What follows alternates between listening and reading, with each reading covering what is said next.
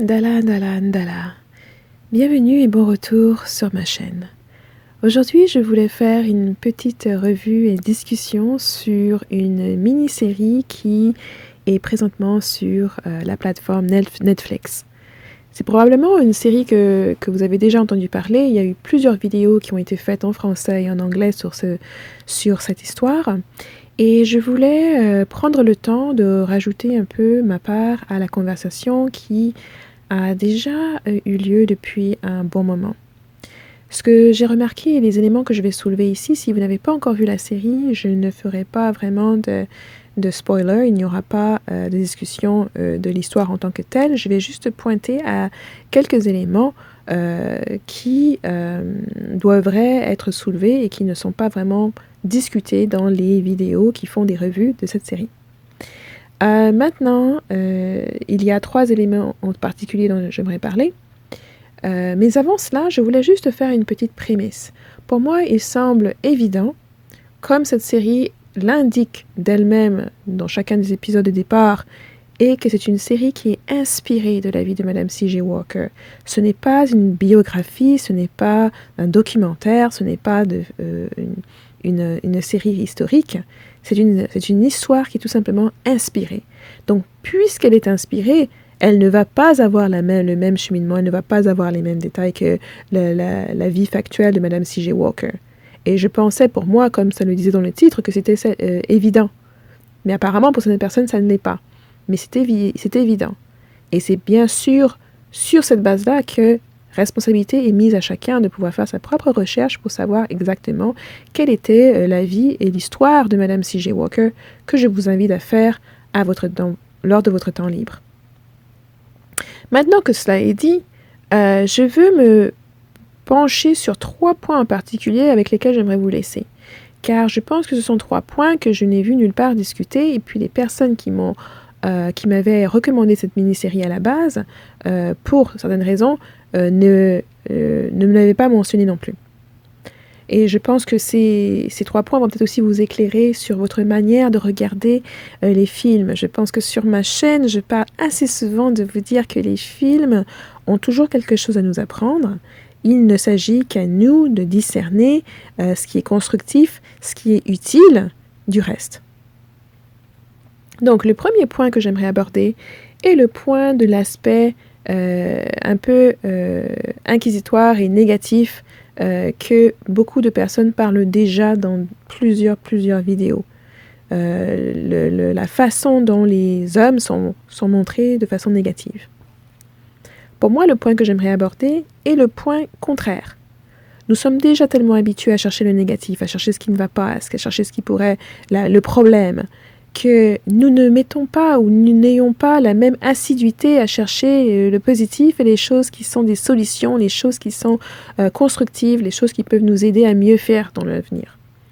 Donc, autant beaucoup qui ont fait la revue de cette mini-série vont pointer sur le caractère négatif des hommes qui sont présentés, le personnage de Booker T. Washington, la façon dont il est présenté, le personnage aussi du mari de Madame C.J. Walker qui finit par la tromper et puis l'aide peu avec son business vers la fin. Et puis, bien sûr, l'autre jeune homme qui a mis le feu à un moment donné à la cuisine où elle faisait son business. Donc, on a ces personnages-là qui sont négatifs et sur lesquels beaucoup d'attention est mise, beaucoup se focalisent dessus. Mais moi, pour le temps de cette vidéo, pour ce point dans cette vidéo, j'aimerais vous inviter à aussi utiliser la même assiduité pour voir les éléments positifs, les personnages masculins positifs qui sont aussi intégrés dans cette mini-série et qui valent la peine qu'on s'attarde aussi sur eux pour justement voir les bénéfices qu'on peut tirer de ces personnages-là, la moralité qu'ils exuldent et aussi la sagesse qu'ils nous présentent et qu'ils représentent aussi. Donc parmi cela, il y a 3 hommes sur lesquels je vais discuter aujourd'hui. Le premier est l'avocat de Madame C.J. Walker. Donc c'est un homme qui est intègre, c'est un homme qui est marié, qui prend soin de sa famille, de sa femme et de ses enfants, et qui va au-delà pour pouvoir soutenir les initiatives de Madame C.J. Walker, qui croit en elle et qui veut faire de son mieux du maximum qu'il peut pour pouvoir l'appuyer dans son projet pour que son entreprise réussisse. Là, on a l'image d'un homme marié qui non seulement prend soin de sa femme, qui aide le féminin, mais qui aussi regarde autour de manière auquel il peut aider d'autres femmes, comme Madame C.J. Walker. On le voit lui aussi prendre les avants, être prêt à mettre sa fortune personnelle pour soutenir Madame C.J. Walker, faire les démarches pour l'aider à obtenir les fonds dont elle a besoin pour démarrer et continuer faire grandir son entreprise, est prêt à voyager avec elle, donc en sacrifiant le temps qu'il va passer avec sa propre famille pour pouvoir la soutenir dans son entreprise. Donc je pense qu'il ne serait pas justice de seulement s'attaquer ou s'attarder sur le personnage du mari de Madame C.J. Walker qui est dépeint de manière assez négative, sans aussi parler de la contrebalance de l'avocat qui est le personnage pilier, vraiment la personne qui va aider Madame C.J. Walker, son bras droit, à pouvoir fonctionner, à pouvoir avancer et à contribuer au succès de l'entreprise de Madame C.J. Walker. Le deuxième personnage masculin sur lequel je voudrais qu'on s'attarde est le cousin de l'avocat de Madame C.J. Walker. En anglais, dans le film, on l'appelle Sweetness, je pense, si je me rappelle bien, mais je ne suis plus très sûre, mais ne me cotez pas sur son nom. L'intérêt de savoir qui est le personnage. Le personnage, c'est le cousin de l'avocat de Madame C.J. Walker. Ce personnage-là est initialement présenté comme un malappris, quelqu'un qui est impliqué dans les jeux, donc les activités qui sont illégales, et il est mis comme un personnage assez bizarre, assez sombre, assez négatif. Et c'est l'image comme ça qu'on nous le présente, quelqu'un à qui on n'aimerait pas être frotté et qui peut ne pas avoir une très grande moralité. Cependant, au cours de la série, on vient apprendre, on voit le côté plus humain, on voit que ce personnage de ce caractère-là, ce n'est pas vraiment la première image qu'on a de lui qui est exacte, mais qu'il est bien plus que son implication dans les jeux qu'il fait. C'est aussi quelqu'un qui a une grande intégrité et qui est prêt à se sacrifier pour les générations futures. Et je pense que c'est sur ce point-là qu'il est important de regarder ce personnage.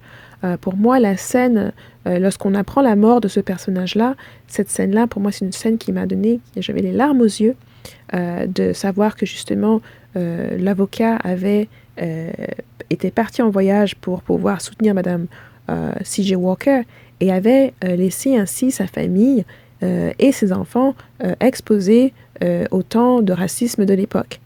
Et c'est son cousin qui est venu justement reprendre ce rôle du protecteur familial, quitte même à se sacrifier pour protéger la vie de cet enfant. Pour moi, c'était un moment très important du film et je pense que ce moment-là était un moment pivotal pour balancer justement le côté sombre du personnage qui nous avait été présenté avec son côté bien plus lumière, bien plus important. Ça veut dire que parfois, il y a des personnages qui vont faire des mauvais choix, qui vont peut-être être impliqués dans des choses qui sont plutôt négatives et mauvaises, mais que même ces personnes-là ont la possibilité, ont l'opportunité et parfois même la volonté, tout comme ce qui nous est montré dans le film, de faire ce qui est juste et ce qui est bien et ce qui est bon, quitte même à se sacrifier lorsqu'il le faut et lorsque ça compte. Et il est important que si vous êtes une femme et que vous avez déjà vu cette mini-série et que vous n'avez pas fait attention à ce personnage en particulier, que vous revoyez cette série parce qu'il en vaut la peine, ça vaut la peine de voir qu'un homme qui peut avoir des défauts est aussi capable de se sacrifier pour les générations futures, pour un enfant qui n'est même pas le sien, et puis pour aussi contribuer à l'avancement de sa famille. Enfin, le dernier personnage masculin que j'aimerais que l'on passe un petit peu de temps à regarder, c'est le beau-père de Madame C.J. Walker. Et ce que je fais allusion plus précisément, c'est la scène lorsque le beau-père qui reste à la maison avec son fils, pendant que Madame C.J. Walker est dans des déplacements de nombreux voyages, qui commence à observer le comportement de son fils et qui prend la peine de le prévenir, prend la peine de lui rappeler combien le mariage qu'il a, l'amour que sa femme lui porte et de sa famille est important, qu'il est en train d'aller vers un cheminement qui est très sombre et qui pourrait lui causer de tout perdre et de briser la famille. Et je pense que c'est un moment qui est très fort, un moment qui est très important aussi, qui montre souvent les reproches que les femmes font en disant qu'il n'y a pas assez d'hommes qui sont bien, qui rappellent à l'ordre les autres qui font du mal. Là, on a cet exemple-là. On a l'exemple de ce beau-père qui est plus âgé, plus serein, qui a plus de sagesse aussi, qui a du vécu, qui ne parle pas juste en l'air, qui parle par rapport à son propre vécu en tant qu'esclave sur la plantation, son propre vécu en tant qu'homme libre, et qui essaye de raisonner avec son fils en lui disant vraiment, en essayant de lui montrer ce qu'il y a vraiment de plus important dans la vie, en lui disant que l'amour qu'il partage avec sa femme est bien plus important que certaines petites choses qui sont autour, qui peuvent l'attirer, qui peuvent l'induire en erreur. Donc moi, j'ai vraiment apprécié cette scène-là parce que c'est une scène que beaucoup de femmes ont besoin de voir que oui, vous n'êtes pas toute seule à travailler, qu'il y a d'autres hommes aussi qui prennent la peine de donner leur avis et de pouvoir, lorsque c'est possible, justement offrir une perspective différente aux personnes qui les côtoient et qui s'engagent peut-être dans une voie qui ne sera pas bénéfique pour eux ni pour les autres. Maintenant, tout comme tout individu, on peut vous dire ci, on peut vous dire ça. La décision est toujours la vôtre de décider ce que vous allez faire. Donc c'était juste le travail du beau-père pour lui d'exposer ces notions-là et d'essayer de raisonner avec son fils. Mais ultimement, c'est à son fils de décider ce qu'il veut faire. Donc, avec ces 3 personnages masculins de la mini-série de Madame C.J. Walker, je pense qu'ici, on a comme une étayée. On a la génération passée de personnes qui sont plus âgées, plus aînées, qui ont plus de sagesse. Avec l'exemple du beau-père, on a ici quelqu'un qui essaye de partager cette sagesse-là pour pouvoir diriger, pour pouvoir éviter des drames qui sont évitables. Même s'il n'est pas entendu, il fait quand même sa part des choses, il fait quand même sa contribution et il l'essaye quand même. Ensuite, on a l'avocat qui serait une génération intermédiaire, qui lui donne le bon exemple en décidant de se marier et d'être fidèle à sa femme, en la choyant, en prenant soin d'elle, en étant le pourvoyeur et le protecteur, et aussi en faisant encore plus, en investissant dans les autres femmes et dans d'autres projets qui peuvent, selon lui, aider aussi la communauté. Quelqu'un qui est plutôt droit et honnête, et même lorsqu'il est mis dans une situation assez difficile, on voit sa conscience qui ressort et qui le met dans un inconfort jusqu'à ce qu'il ait la capacité de rétablir la vérité et d'exposer la vérité. Et enfin, on a le cousin de l'avocat qui, pour moi, représente un peu la génération qui est plus jeune, souvent mal perçue, souvent mal présentée aussi, qui va forcément faire des erreurs, c'est sûr, et qui est souvent dépeint d'une manière négative. Et là, on a ce personnage-là qui est capable néanmoins de voir lorsque les choses sont importantes et de prendre les bonnes décisions qui vont pouvoir aider, qui vont aller au-delà de leur propre personne, mais qui vont pouvoir aller aider les autres, quitte même à se sacrifier pour que cela se produise. Donc j'espère pour ceux d'entre vous qui n'avaient pas fait attention à ces 3 personnages-là pendant le film, que ça va peut-être vous motiver à retourner et à regarder ça, et puis peut-être aussi vous pousser à être plus engagé lorsqu'il s'agit de regarder des films ou toute autre chose dans la vie, en ne capturant pas seulement le côté négatif, mais en allant aussi chercher les éléments qui sont positifs, chercher les leçons et la sagesse qui peut être tirée de ce que l'on vous montre ou de ce qui est discuté autour de vous. Il est souvent très facile de rester au niveau superficiel en pointant le négatif du doigt à gauche à droite, mais il est bien plus judicieux aussi de chercher les leçons, les choses positives que l'on peut tirer de ces choses-là. Maintenant, le deuxième point que j'aimerais aborder concerne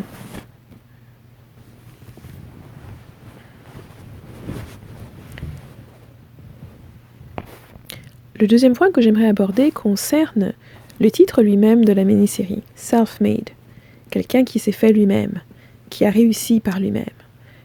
Lorsqu'on regarde les définitions, il s'agit ici d'une personne qui réussirait par ses propres efforts et non pas par les ressources ou les richesses de sa famille ou de ses parents, et à travers l'héritage.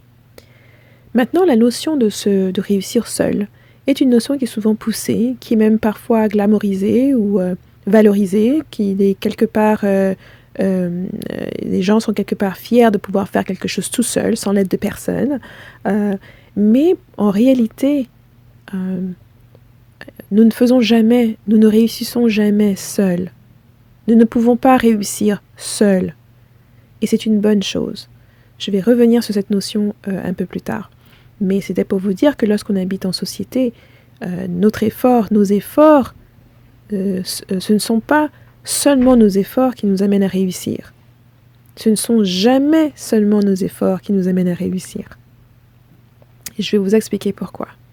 À moins de vivre sur une île déserte, comme Robinson Crusoe s'est trouvé à un moment donné, dans l'histoire Robinson Crusoe, où il vous faut justement ne dépendre que de vous-même pour braver les éléments, pour construire votre habitat, pour construire vos moyens de transport, etc., etc. Vous ne comptez que sur vous-même. Là, oui, quelqu'un qui réussirait à construire une maison de soi-même, en bravant tous les éléments, en construisant tout le matériel qui est requis pour cette maison-là, aurait du succès par lui-même. Seuls ses efforts auront contribué à ce succès-là. Par contre, pour tous ceux d'entre nous qui vivons dans une société où nous interagissions au quotidien les uns avec les autres, notre réussite ne peut jamais être simplement le fruit de nos efforts à nous. Et c'est ce que j'aimerais souligner avec l'histoire de Madame C.J. Walker. Elle n'a pas été faite toute seule. Si on commence au début du commencement dans l'histoire, c'est Madame Malone qui lui offre la possibilité de travailler et de regarder, d'améliorer ses propres cheveux, et puis d'obtenir aussi cette inspiration pour elle-même produire des produits qui vont pouvoir soigner les cheveux. Donc ce n'est pas Madame C.J. Walker toute seule, quelque part dans sa chambre, qui a eu un jour l'épiphanie de lancer une entreprise sur les cheveux. Mais c'est bien parce que Madame Malone lui a donné l'opportunité de regarder son business de près, de très près même. Donc ça, c'est la première chose. L'inspiration lui est venue de quelqu'un d'autre. Quelqu'un qui l'a soutenu à la base, quelqu'un qui lui a montré certains éléments, même si leur relation, très compliquée, a été plutôt négative dans le film. Deuxièmement, lorsqu'elle se lance pour créer ses propres produits, sa famille y met de leur effort. Son mari l'aide à développer les différentes formules et prend le temps à la soutenir pendant qu'elle travaille sur ça. Sa fille aussi met de la main à la pâte, les voisins, les amis. Et enfin, finalement, la troisième étape est que la femme noire moyenne de l'époque donne du soutien à Madame Walker. De un, en lui donnant du temps lorsqu'elle écoute tout d'abord ce que les produits peuvent faire pour elle, lorsqu'elle écoute l'histoire de Madame C.J. Walker. De deux, en y investissant son argent en tant que cliente. Et de trois, lorsqu'elle commence à rejoindre l'entreprise elle-même pour pouvoir continuer à vendre les produits et en faire plus. Donc vous voyez que Madame C.J. Walker n'a pas réussi simplement à cause de ses propres efforts. Et j'espère qu'aucun de vous ne vous tromperait à penser que vous pouvez réussir juste à cause de vos propres efforts. Et ne pas réaliser que vous aurez toujours besoin de d'autres personnes pour vous aider, pour vous soutenir, ou pour même acheter les produits que vous avez, pour écouter ce que vous avez à offrir. Si vous êtes chanteuse, il vous faudra une audience qui aimera écouter vos chansons. Si vous êtes écrivain ou écrivaine, il vous faudra des lecteurs et des lectrices qui viendront lire vos histoires. Pour toute personne qui crée de l'art, il vous faut une audience, c'est-à-dire qu'il y a une interaction toujours entre vous et les autres. Et ceci est une bonne chose. La reconnaissance de savoir que vous ne pouvez pas réussir seul est une bonne chose, car elle vous rapproche de votre famille, elle vous rapproche de vos amis, elle vous rapproche de votre communauté, elle vous rapproche même de personnes que vous ne connaissez pas, mais qui pourraient, elles aussi, venir contribuer à la construction de votre empire, à la construction et à la manifestation de votre projet. Donc c'est une bonne chose que vous sachiez que vous aurez besoin des autres pour réussir. Comme ça va vous permettre, oui, de bien sûr y mettre le temps et d'investir votre énergie, mais aussi de vous permettre de vous relaxer et d'accepter que les personnes qui veulent vous soutenir vous soutiennent. L'empire de Madame C.J. Walker a été bâti à travers toutes ces dimensions-là. L'effort qui est mis par sa famille, certainement en mettant plus d'efforts que d'autres, l'effort qui a été mis aussi par les personnes de la communauté, on la voit à un moment donné dans son église, où les gens viennent acheter ses produits parce qu'elle fait partie de leur église, de cette communauté-là.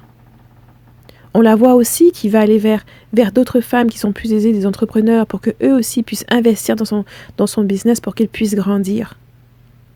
On voit aussi enfin les employés qui sont des milliers à un moment donné à travers l'Amérique à soutenir son entreprise. Et chacune de ces personnes compte les efforts faits par chacune de ces personnes-là, que ce soit à l'intérieur de l'entreprise ou les personnes qui sont à l'extérieur de l'entreprise qui vont acheter des produits et contribuer à l'effervescence et au succès de sa compagnie, ont tous de l'importance. Donc ce dernier point pour moi, c'est soulever ce fait, pour vous rappeler que Madame C.J. Walker n'a pas bâti son empire toute seule, et que vous aussi, vous devriez aussi regarder ça en vous disant il est important justement d'être persévérant, bien sûr, de faire les efforts et de mettre l'énergie et d'investir vos ressources et votre énergie dans le projet que vous avez, mais il est tout aussi important d'accepter que les autres vous aident, d'accepter que vos clients, les personnes qui répondent à votre projet, qui soutiennent votre projet, font partie du succès de ce projet-là. Et enfin, le dernier point que je voulais aborder avec vous par rapport à cette mini-série concerne la manifestation. J'essaie toujours de vous amener à un niveau pratique, à un niveau pragmatique, au jour le jour dans votre expérience, des choses que nous discutons, que ce soit dans les films ou dans toute autre création publicisée sur les réseaux sociaux ou à la télévision. Ici, je vais parler de la manifestation pour souligner une chose par rapport au colorisme. C'est un sujet qui est souvent débattu. Toutes les personnes qui font une revue de cette mini-série parlent du colorisme, mais on parle d'une certaine manière. Et pour moi, cette manière, tout comme dans la série elle-même, reflète la manifestation d'une énergie qui est en ce moment avec nous. C'est-à-dire que les discussions sur le colorisme ont pris une effervescence ces dernières années sur les réseaux sociaux, sur YouTube aussi. Il y a maintenant des centaines de vidéos sur le colorisme et des discussions qui sont faites là. Avoir une discussion n'est pas une chose négative, je ne dirais pas le contraire. Maintenant, le sujet de la discussion est ce qui importe. La majorité des vidéos que vous verrez sur le colorisme parlent du problème, mais n'abordent jamais la solution ou trop peu. Donc la majorité de l'énergie qui est autour du colorisme est une énergie négative, qui ressasse le problème sans y apporter la lumière que la solution devrait faire. Et donc dans la mini-série, la même chose est reflétée. On présente le colorisme d'une manière négative et on y parle point des solutions. Les solutions ne sont pas mises à l'avant, mais le problème lui-même est bien tracé et bien souligné pour que vous en teniez compte, sans jamais vous demander où est la solution. La mini-série n'apporte aucune solution sur ce sujet-là. Donc moi, ce que j'aimerais vous inviter à faire, tout comme dans la lignée de toujours chercher le positif, est que vous-même vous soyez prêts non pas à parler du problème, parce que oui, certes, il faut pouvoir identifier le problème pour pouvoir l'adresser, mais ensuite, il faut aussi parler de la solution, ou des solutions potentielles, retrousser ses manches et commencer à travailler. Et donc moi, c'est cette deuxième partie que j'aimerais vous inviter à vous focaliser dessus. Ne parlez plus du colorisme juste pour dénigrer ou parler du problème. Parlez du colorisme pour parler des solutions. Parlez du colorisme pour parler de ce que vous, personnellement, vous faites pour améliorer les choses. Pour moi, il ne s'agit plus aujourd'hui, avec tout ce qu'on connaît, de toujours pointer le doigt vers les personnes qui ne font pas ou c'est ça. Il s'agit de pointer le doigt vers soi-même et de se demander à soi-même, est-ce qu'on fait assez? Qu'est-ce qu'on pourrait faire d'autre? Qu'est-ce qu'on fait d'ailleurs pour diminuer ce problème-là? Et donc là, il s'agit de regarder autour de nous. Comment est-ce qu'on se comporte avec les personnes qui sont plus claires, qui vont plus foncer? A-t-on soi-même des biais? Est-on biaisé par rapport à cela? Et comment se corriger? Se rectifier soi-même? Faire attention de la façon dont on parle et à qui l'on parle? Et modifier son propre comportement. Surtout aussi en faisant attention aux enfants qui sont autour de nous. De ne pas perpétuer devant eux ou leur apprendre cette chose qui est négative. Et comme vous le savez sur ma chaîne, pour moi, la focus, c'est vous. La personne qui a du travail à faire, c'est vous. Pas quelqu'un dehors quelque part. Donc ici, c'est une invitation qui vous est faite à vous. de pouvoir vous corriger dans votre perspective par rapport au colorisme, de pouvoir modifier vos propres comportements, votre façon de parler, à qui vous parlez, pour pouvoir être part entière de la solution et non plus simplement pointer du doigt le problème. Et je pense que de cet angle-là, si vous prenez le colorisme exagéré qui se produit dans l'histoire, vous allez pouvoir justement, non pas le pointer du doigt et le souligner, mais discuter des solutions. Les solutions qui sont à votre vicinité. Les solutions qui sont vôtres et qui sont à votre portée. Vous faites partie de la solution si vous désirez le faire et si vous désirez changer les choses. Ne parlez plus du colorisme juste pour en parler, mais partagez plutôt ce que vous faites pour le combattre, pour qu'il puisse disparaître. Donc voilà, c'était vraiment ces 3 points que je voulais aborder avec vous. Pour ceux d'entre vous qui n'ont pas encore vu la mini-série, vous pourrez la voir après avoir écouté cette vidéo et puis voir justement les éléments dont je discute. Pour ceux d'entre vous qui l'ont déjà vu, j'espère que ces éléments-là vous ont apporté quelque chose, ont été utiles dans votre propre réflexion. Comme je le dis, les films et les séries ne sont pas juste une consommation pour le divertissement, mais sont bien là des invitations justement à revoir où est-ce que ces éléments peuvent être constructifs dans notre propre expérience, dans notre propre façon de faire et façon d'être. Donc, pour moi, il était important de voir en premier lieu le fait qu'il nous faut nous entraîner à ne pas seulement regarder le négatif et les problèmes, mais à chercher activement des solutions et à regarder les éléments positifs qui nous sont aussi offerts, spécifiquement lorsqu'elles nous sont présentées. Parfois, à trop se focaliser sur le négatif, on passe même outre les éléments qui sont positifs et ne les voyons même plus. Mais si vous vous refocalisez sur le positif, vous verrez très vite que vous viendrez à le voir de plus en plus autour de vous. Deuxièmement, il s'agissait aussi de comprendre la notion qu'il est important d'accepter que vous n'allez pas réussir seul. Vous allez avoir besoin d'autres personnes pour pouvoir réussir. Et c'est une merveilleuse, une magique chose.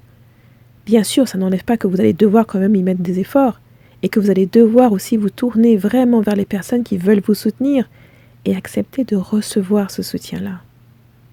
Ne perdez pas votre temps sur les personnes qui vous disent non, les personnes qui sont négatives et qui ne veulent pas vous aider. Tournez cette lumière-là et mettez-la sur ceux qui veulent vous aider, ceux qui vous soutiennent, ceux qui achètent vos produits, ceux qui vous donnent même des paroles de soutien dans tout ce que vous faites.